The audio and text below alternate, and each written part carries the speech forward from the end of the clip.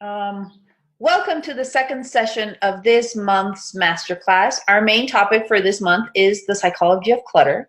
And this week, we are going to talk specifically about habits. So, hi, Shelley, how are you? Very well, thank you. I'm so glad. So, habits is our topic for today. And I always tell people, because I encounter this with a lot of clients, they tell me, I'm not a very tidy person. And we talked about this in the first session when we were saying, some of us are born tidy. But I think being tidy is a habit. So we can all learn to be tidy. What do you think? That's right, absolutely. Yeah, I would definitely agree with that. I think as we discussed the first session, so many people can be born, just their brains are wired to be much more cleanly and perhaps more organized. And we see that a lot, obviously, with obsessive compulsive type tendencies. So many people can be born with more of an inclination, but I think you're exactly right. Habits can absolutely be something that we incorporate and sort of train ourselves and our brains to have a better, healthy habit in our life. I was reading so much about habits, and there's this nice phrase that it says, it's simple to change a habit, but it's not easy, right? Mm-hmm. So because our brain needs a certain amount of tidiness or this habit of organization in order to do many tasks. So what do you think happens when people are not very tidy? Well, I think that people are often surprised at how much clutter and disorganization can impact your life, both your mental health, also, as we'll discuss in our next session, your work productivity, as well as just your home life. It can feel very stressful to constantly see this clutter and having things in disarray. There's been quite a bit of research on the link between having high clutter in your home or at your desk or whatever it may be, and just overall having really unhealthy habits. And one of those, surprising for me, was to read that the research indicates there's a very high link between high clutter and overall weight gain and having really poor habits when it comes to eating. I think the research was about 77% of people who have cluttered homes are also overweight, which part of the research was pointing out that people tend to, when they live in a cluttered environment, choose junk food over healthier food, or are not active and exercising or getting outside. And so that really goes to show you that there is a strong link between clutter impacting our whole overall lifestyle. Another key point was having high clutter also tended to be a procrastinator and put things off in their personal life and their work and just not getting to things, which is often probably how they led to having lots of clutter, right? So just goes to show you that strong links of unhealthy habits with disorganization and clutter in our life. Yeah, that is so true. I think I live that with my clients, or as we go through a process of tidying, they really live this situation.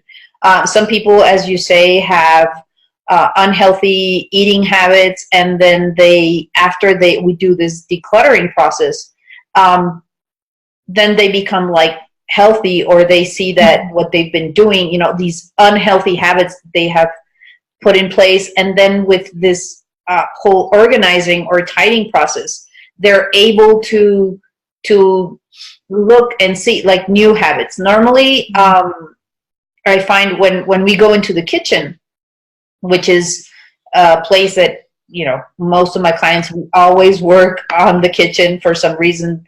We always have clutter on the kitchen. And we go into their pantries. I think one thing that when you do the whole process makes them, because I start categorizing every item, no? So we always find that there's so much junk food instead of healthy food. And Right. normally what the things that are out of date and they're no longer good for you, there are things that they have to throw away. So it's like they do this process and now they're aware of how their buying habits, even Right. they're like, well, now I go shopping. It could be food or clothing or just about anything, and they find themselves returning to the process and being like more aware or conscious of their Right. also of buying habits, because your buying habits also bring clutter to your That's right. home. Hmm. Mhm. Yeah, that for sure. I mean, I think for me, seeing that connection with just overall unhealthy choices in one's life that many people just probably don't have an awareness about. And who would think that your cluttered home plays a role in your choices at the store? But I think that's absolutely true. It can really impact your overall life. And I can't stress enough how much the role of anxiety, worry, and stress is tied into that high clutter creates a lot of stress that we don't even realize it's creating that feeling of stress inside of us. And I know you speak a lot about that, having a cleaner home, more organized home, and how it frees up your time. And so people often don't realize living in all this clutter can feel very stressful, and then they end up almost immobilized and procrastinating and then not taking action, versus if things were put in their place and a bit more organized, it is freeing and you do have more time, as you speak about. That's true. And here I'm going to just since you're talking about time, one thing that I always talk about to my clients, and it's such a simple rule and it's such a simple thing to do, and normally it's the second is the 2-minute rule. That's what I call it, the 2-minute rule. And it's been proven scientifically. If you have something to do and it takes 2 minutes or less to do, I will give you an example afterwards. Do it right away, because it's been proven that if you leave it for later, it's going to take 3 times longer to finish it. For example, in cases of my clients, because this is the part where they say, but how do I, you came here and we organized everything and everything's so tidy and beautiful, and now you're going to be gone, and how am I going to keep up with this tidiness? I always tell the 2-minute rule. It can be with like dishes as an example, or your clothing. I know you come back from work, you're tired, you want to get into your pajamas or some just comfortable clothes. And what normally do? We have this unhealthy habit of just like throwing our clothes somewhere in our bedroom, which is also awful, because then at night it's also been proven that if you don't sleep in a tidy bedroom, you won't get the sleep that you need. No. So I tell them, well, when you come home, get your clothes off, get into your PJs or whatever or get into your gym clothes, and just at that moment, put all your clothes wherever it goes. If it's dirty, put it in the laundry. If it's clean and you have to hang it, we'll just hang it, because if you take 1 week or 15 days of work clothes on your chair or somewhere in your bedroom, when you want to tackle that, it's going to take 1 or 2 hours of your Saturday or of your Sunday, when it could have been a 20-minute task if you add up the 5 days or 10 days with.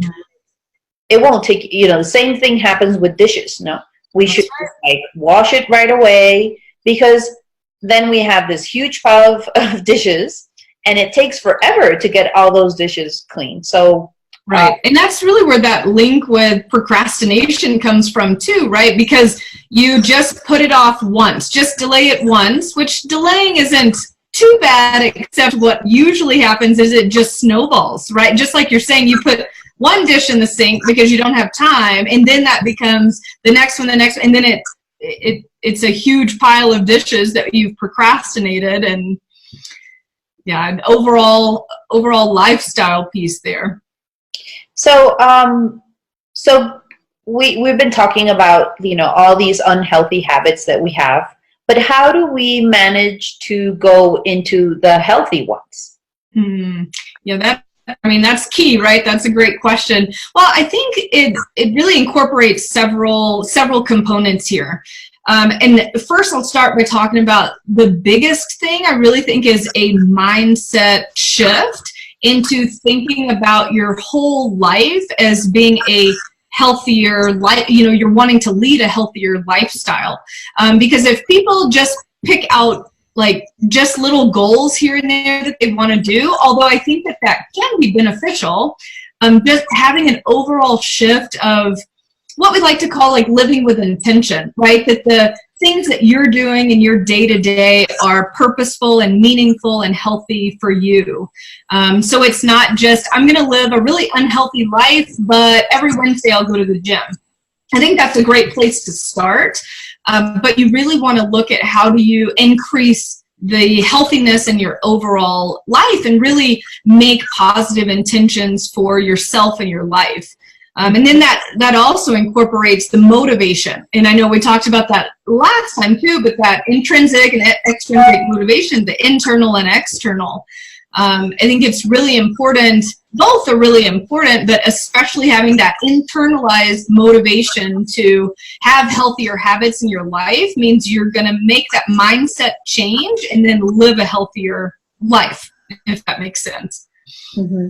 Yeah, of course. Yeah, I think that's one of the most important things to start with. And one of the things that Gretchen Rubin talks about in her book, in one of her books, is this important stuff of making the first step, of just doing it. That's how we start habit formation. Maybe right. You can talk to us a little bit about how can we. I know, as I said at the beginning, it's simple to change habits, but it's not easy, And I always talk to my clients and say that once you're committed, and we will talk about this later, on a tidying process, I am going to assure you, it takes time. It's hard.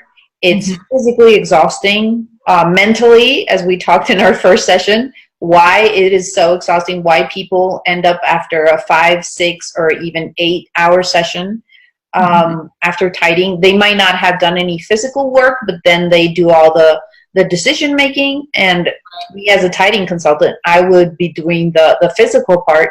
And my clients end up so tired. And I'm like, I can go for hours because that's what I tell them. This is the decision-making part is so tiring for the brain, as we spoke in our first. But then, if they're aware that it's going to take time, it's going to be exhausting. Sometimes they even want to run away, from the whole process and say, "Hey, right. You know what? I don't know if even have second thoughts on, oh my God, why did I hire this person?" Because I always tell them it is hard to change the habits, but it's so much worth the effort. Right.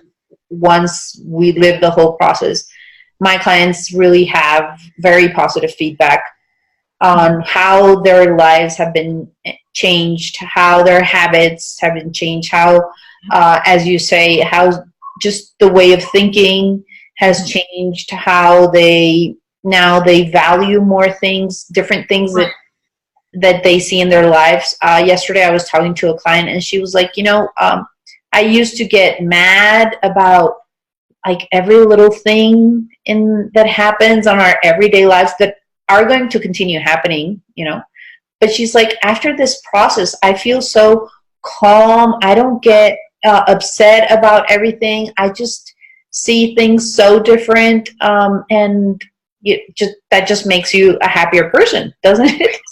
Yeah, I think that's probably one of the top things that we see in psychotherapy sessions or in mental health in general. Somebody may come in because they're having, say, a marital problem or there's one conflict, but they find that similar to exactly what you're describing, it's a ripple effect. Once you make a positive change in your life, it usually will open your eyes to be able to see, well, wait, I've got all these other things. I can do better at work. I can do better with my relationship with my children. I can do better with certain friendships. I mean, it's a real eye-opening experience, I think, to create some of that change. And I was going to speak about one quick tip on not necessarily habit formation, but just on trying to integrate a healthier lifestyle in one's life. I love, and I know we've talked about this before, but I love the topic of mindfulness because it brings in an idea that you're going to create more awareness for yourself and your space, your surroundings, also your feelings, your mind.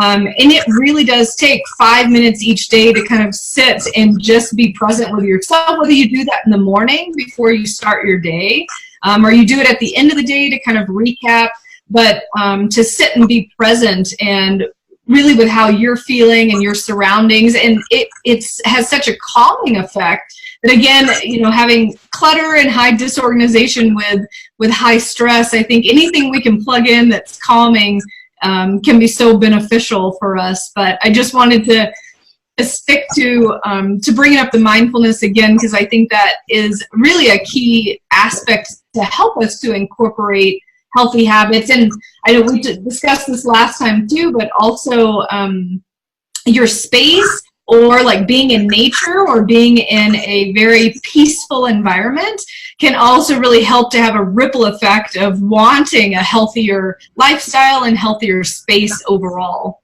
Yeah, that is so true.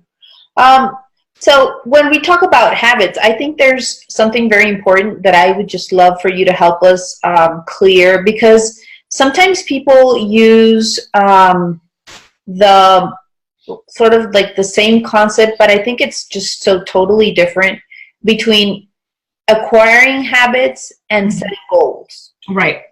Right.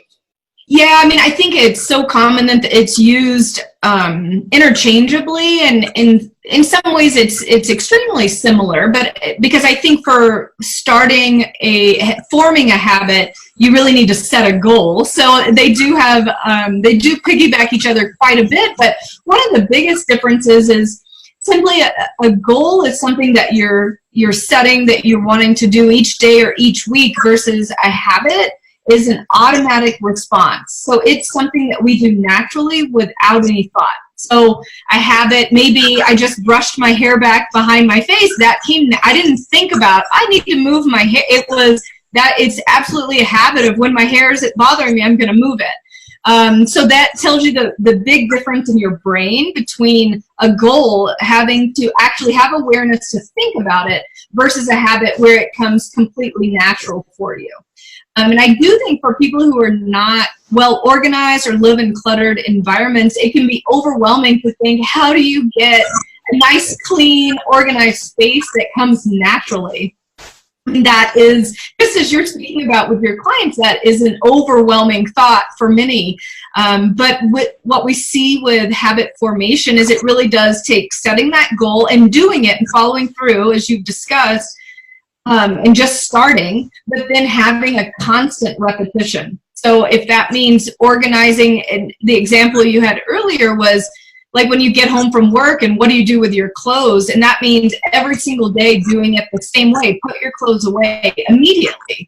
And people will soon notice, after that constant repetition of their goal, it soon becomes so ingrained in their brain that it will happen naturally. Which is it's a fascinating thing when you look at what our brains can eventually do. That's something that we dedicate our time or dedicate, ourselves to, that it really can become a natural, automatic response for us, and be something that's so positive and healthy as well.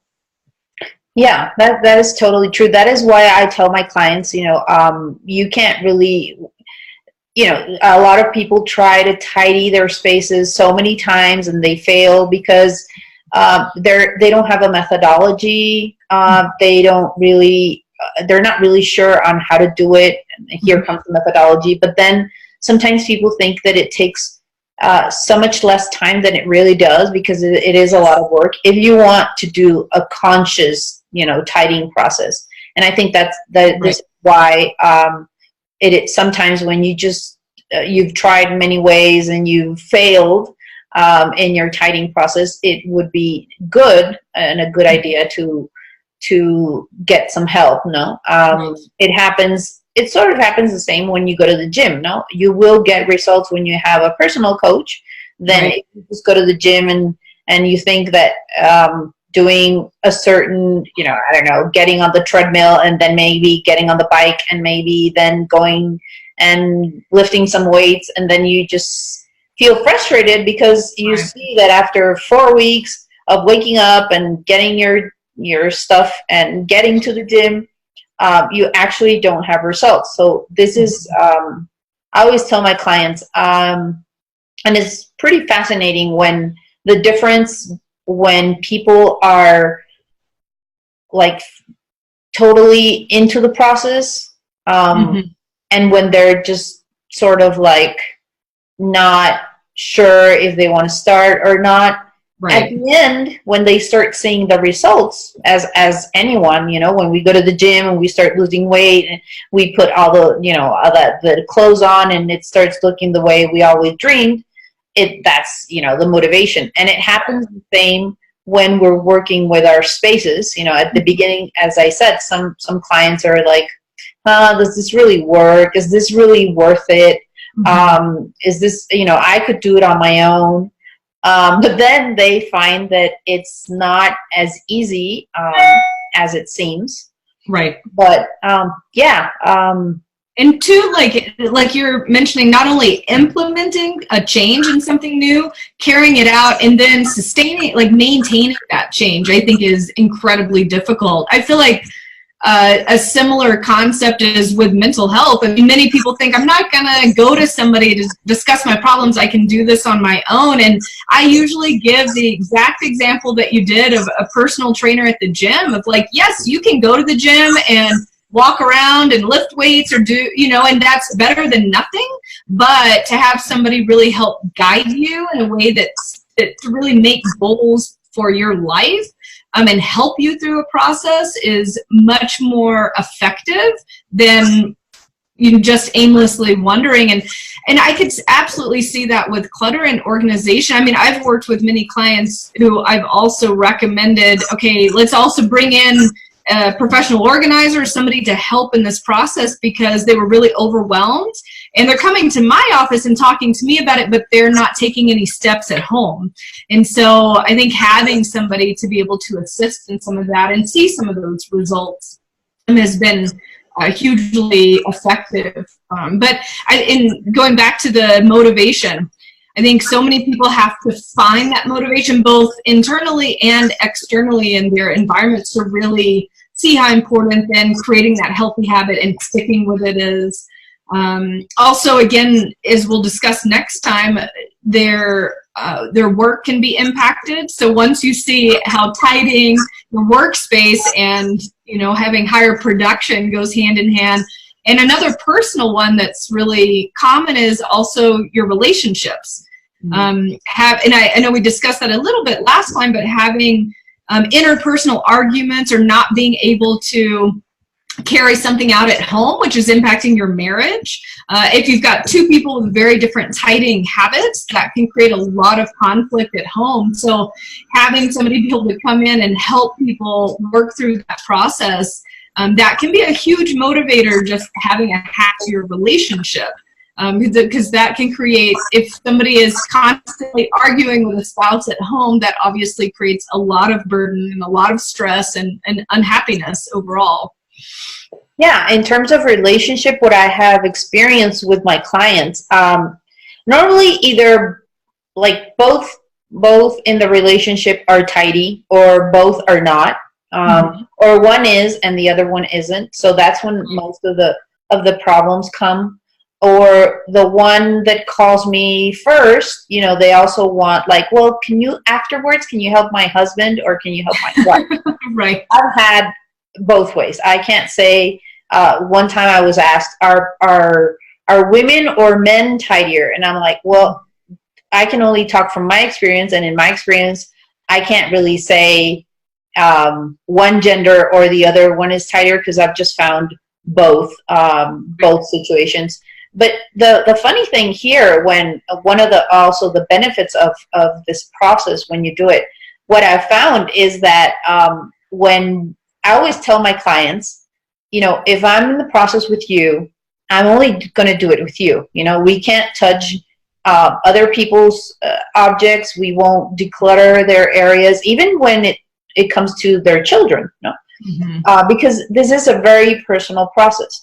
Because it's just not about organizing and labeling and buying organizing things. No, this is a real, like what I do, and that's why I do coaching in terms of tidying, is because this is a real process that hopefully when you end the process, you will have a different mindset, and you will just start living that lifestyle and with that methodology and with those new habits that you have to implement and just keep every day until they just become, as you said, something that just comes natural to you, like taking your clothes off when you come from work, even if you're tired, if you're in a bad mood, something happened to you, but then you're not even aware of that you're doing it, but you just like start doing it automatically. No.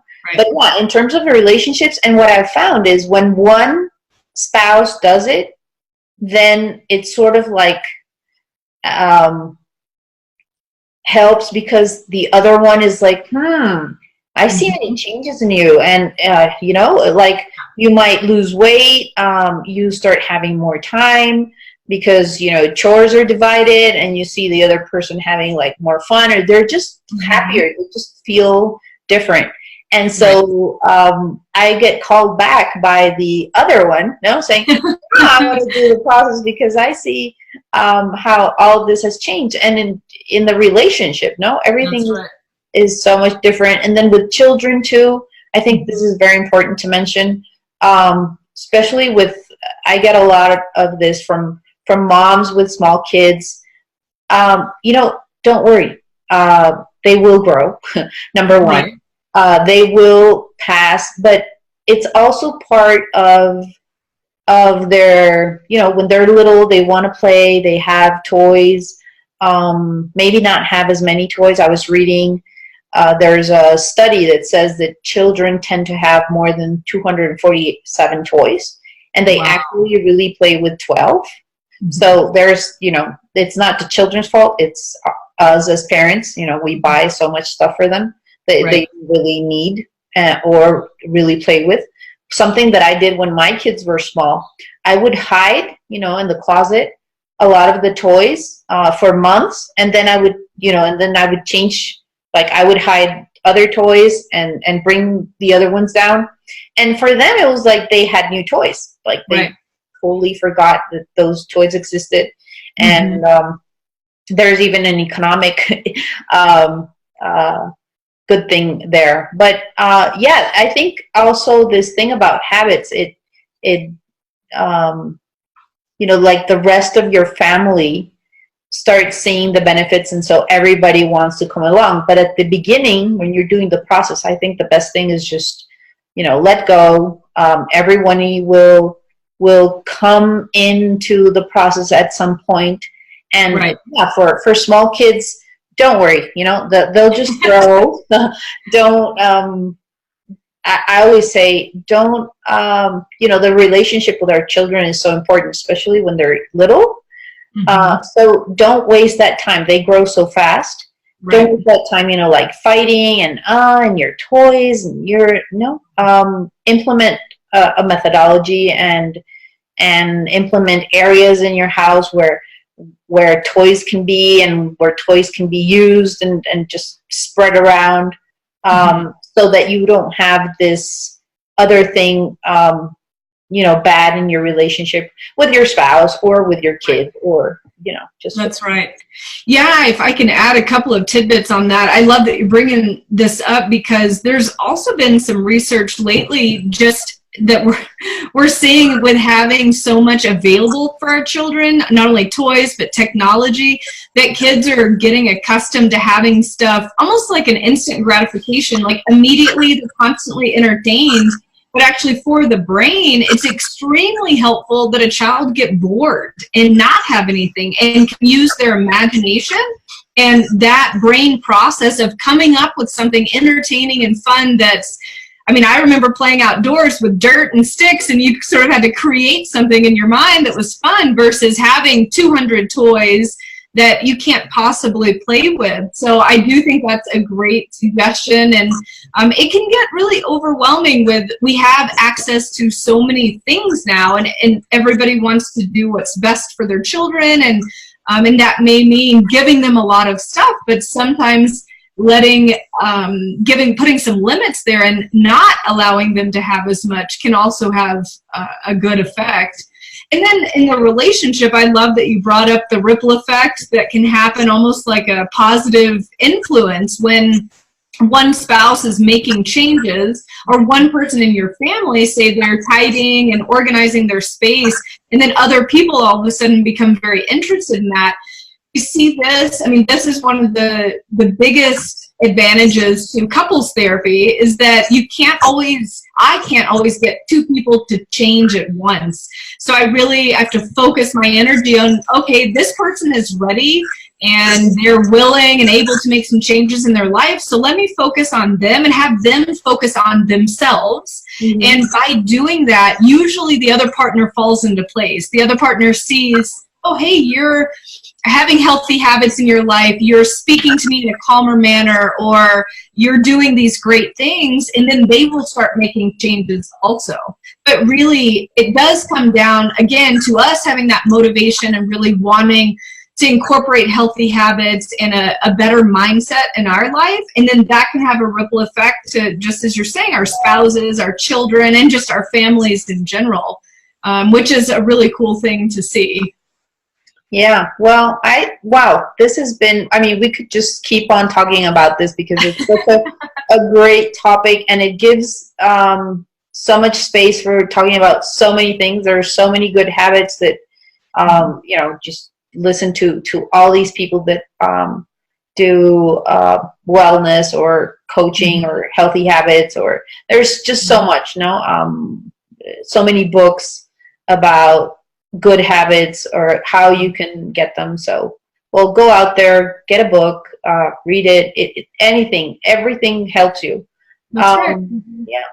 Well, I think we can just to like close this whole habits topic that we were talking about today, in terms of tidying, and then you can share with us maybe in terms of the things you do for your clients, how maybe like a little system or just some tips on how to help them. I think in terms of tidying a space, I know there are many, many, many methodologies. I am certified by Marie Kondo, and I'm also certified in the United States. The methodologies are so different, but then, not all methodologies are for everybody. So right. I also learn other methodologies around the world because there are so many, and something always really works for some people, others work for others. But in general, I think number one, and that is how we start having habits in our life, is making a commitment with ourselves. Right. Number one, that is like the most important. If you're not committed to the process, then you're going to fail. And it's not the therapist's fault, and it's not the tidying consultant's fault that you're not reaching your goal. Number two, clarity. I think that's very important, because if you are not clear about where you want to go, how you want to see your space, what things, when you're talking about therapy, if people are hesitating and just, oh, this is not going to work for me, it's not going to work for you. No, so have clarity on what you want to achieve. And number three, the thing that I think best works for me in helping people is in terms of tidying your space is by category. Always work on categories, because you might have an hour one day or one weekend And so you have to consider also like what time you have, and then just attack one category at a time. This makes you aware of what you really have, how many books you have, how much clothes you have. You don't even have to do all your clothes. You can do like your socks and then go to pajamas, and it depends on how much time you really have or you really want to spend on the tidying process. But I think working by category, because as I said, and we were talking a bit about this at the beginning, if you work a space, like for example, a garage. In a garage, you find so many items. You know, you can have like your Christmas stuff, but then you have toys, and then you have, I don't know, just so many things that you have. And at the end, you're just the best thing so that your brain, as we were talking in our first session, so that your brain is not tired after making 15,000 decisions, just do it by category. I think that's the best way to declutter. That's great. I mean, it makes a lot of sense to me, just as we talked about last time with the brain also naturally likes to put things into categories. So it would make absolute sense that you do it in your day-to-day life. And when it comes to like organizing your external environment as well, I mean, we do it mentally, so it makes sense. And it is interesting because a lot of the tips that you're providing are exactly what we would do in mental health also. I mean, I think it's so hard when people desire a change in their life, and especially when it comes to like a mental health component, because it's emotionally heavy. It tends to be emotionally very hard. There's a reason they're coming in for help, because they've been unable to make changes in their own life. So I think having that internal motivation again, and willingness and clarity, as you described it, for wanting to make change in their life is so important, and being able to see the motivators and why it's important. And then it's taking the steps, which for most people are very scary to make steps towards any sort of change, whether that's organizing or change in your life. One thing I will add, and I know I mentioned the repetition before, but I think having a goal in mind for what you want to do in your life and what you want to change, and then again carrying that out through repetition, where that eventually leads into the habit and an automatic response is really key there. Where it's for a mental health component, and for the way I like to view things, it's an overall mindset change. So not just, I'm going to set a goal for this one area in my life. It's how do I look at my life overall, and how can I lead a healthier, happier life? So it incorporates so much more. But wow, I would have never thought there were so many similarities in this, but it's so wonderful to hear. I think everybody who is watching us is going to be very happy to hear that there are similarities. I think our time is up, but we will have a third session, and next time we are going to talk about work and productivity and how clutter can affect all of those areas, or that other area of our life. Thank you, Shelley, today for this session. And we will see you next week. Wonderful. Look forward to it. Thank you so much. We will share our social media down below, so you can follow us and participate. Ask us any questions, either for Dr. Sommerfeldt or for me. We will be very glad to help and to share with you our knowledge in this masterclass. Thank you. See you next week.